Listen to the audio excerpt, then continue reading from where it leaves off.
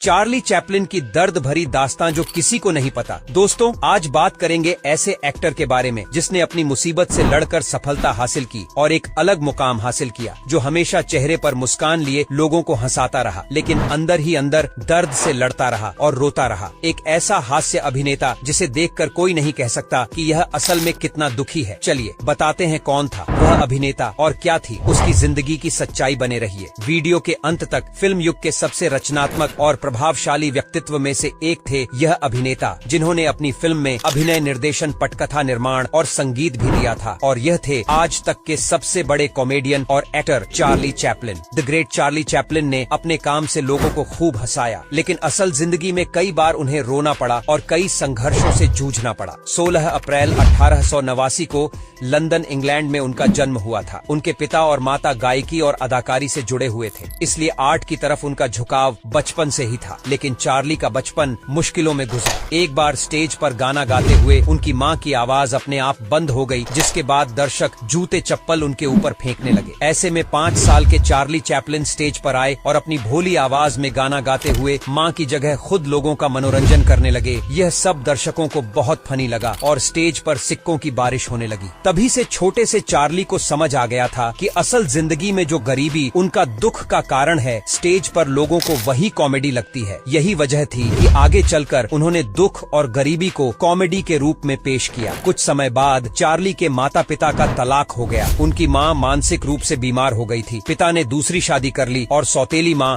बच्चों को परेशान करने लगी। इसी बीच उनकी मां ठीक होकर वापस आ गई और बच्चों को अपने साथ रख लिया। चार्ली पैसे कमाने के लिए स्टेज शो करते थे। एक बार स्टेज शो करते हुए एक डायरेक्टर की नजर उन पर पड़ी और वह बहुत प्रभावित हुए। इसी बीच उन्हें हैमिल्टन नाम के एक शख्स ने शेरलॉक होम्स में एक रोल दे दिया। इस सीरीज में काम करके उन्होंने बहुत शोहरत कमाई और अपने कैरेक्टर से गरीबी और मजबूरी में भी खुशी से जीवन जीने की प्रेरणा दी। उनकी पहली फिल्म 1952 में लाइमलाइट के नाम से आई थी, लेकिन अमेरिका में उसे बैन कर दिया गया, जिससे वह अंदर तक टूट गए थे। उन्होंने पहली शादी भी अमेरिकी लड़की से ही की थी और दोनों स्विट्जरलैंड जाकर रहने लगे। यहाँ चार्ली की मुलाकात महात्मा गांधी, जवाहरलाल नेहरू, इंदिरा गांधी से भी हुई थी। चार्ली को अपने अभिनय और कॉमेडी के लिए अनेक अवार्ड मिले। 1940 में द ग्रेट डिटेक्टर के लिए उन्हें बेस्ट एक्टर, 1952 में अपनी फिल्म लाइमलाइट के म्यूजिक के लिए उन्होंने ऑस्कर अवार्ड जीता था। महान वैज्ञानिक Albert Einstein, singer Michael Jackson भी चार्ली चैपलिन के बड़े फैन थे।